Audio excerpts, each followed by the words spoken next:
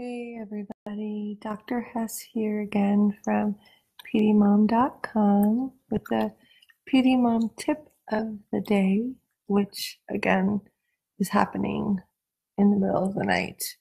It's about 1 a.m., just got home from another shift. Um, Lots of head trauma tonight, but I've seen so much of it that I'm not so sure that I want to go into that. So I thought what a good one might be to do is magnet ingestion.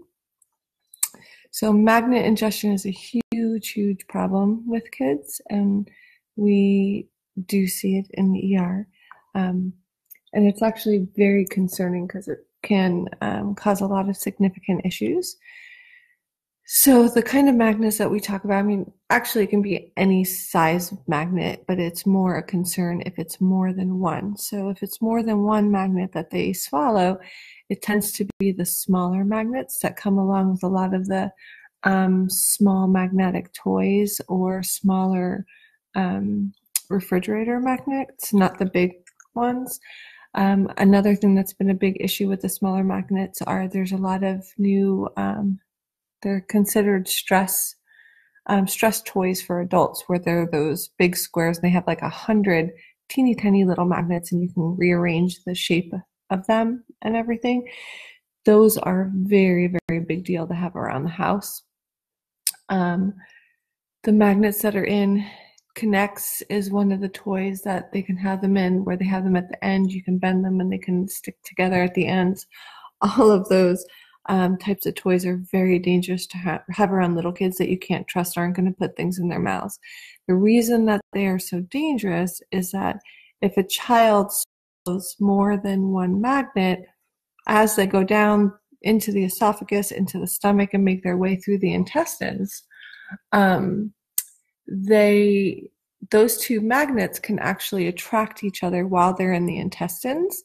And if they attract each other and there's a wall of intestine between them, what can happen is that particular piece of the wall of the intestines can start to erode, and it can cause a hole, which can cause leakage of everything into the abdomen.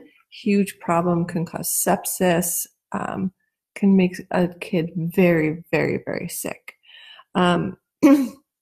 Unfortunately, it is not only little kids that have this issue, because there's been a significant number of teens that have been having some issues with swallowing them.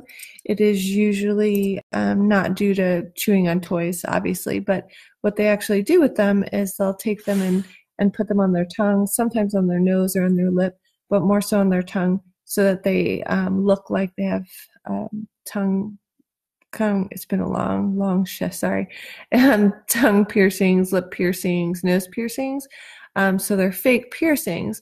But if those two magnets kind of get loose and they accidentally ingest them, like if they're laughing, something like that, can cause the same exact problem that it can cause in a younger kid. I've even had some patients, I had this one patient that had two small magnets in his mouth, and it got caught on the frenulum, which is that little piece underneath the tongue on either side.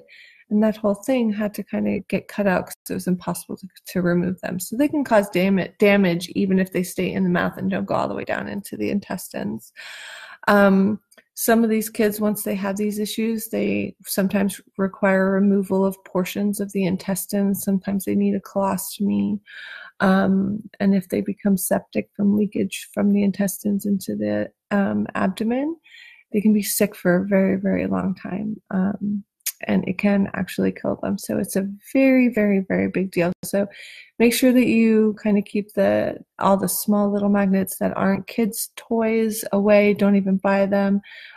Go through all of the kids' toys that you have for them. And if some of them have magnets, that's fine. Just make sure that they're the kind that are completely enclosed. They're not really breakable. And if pieces do break off, throw them in the trash right away. Don't try and fix them by taping them or anything like that. The magnets on the refrigerator, make sure they're up high so that the kids can't get them, or get rid of them as well. And if you're just not sure, then ask your pediatrician if it's the kind of thing that you should keep around versus get out of the house, magnets wise, I mean. Um, oh, that's it because my brain is turning off now. Um, I'm gonna, as yesterday, go give my daughter a cuddle, go to bed, and tomorrow I will have another tip of the day and also a more prolonged video where I'm going to try and see if I can give you some pieces of some of the letters that I've been getting that are going to be going in the different sections of um, of my website. So I've gotten a good number of letters from mothers and from kids themselves about safety issues that they've encountered. So I'm not going to go through all of the letters, but I can kind of run through a couple of pieces so you guys can all get an idea of what kind of content is going to be on the website. Hopefully it'll be up in the next week or two, so that's super exciting. And until then, I hope you all get a good night's sleep and have a wonderful weekend. You want to say goodnight this time, Benny? Here. Say goodnight. He's tired too.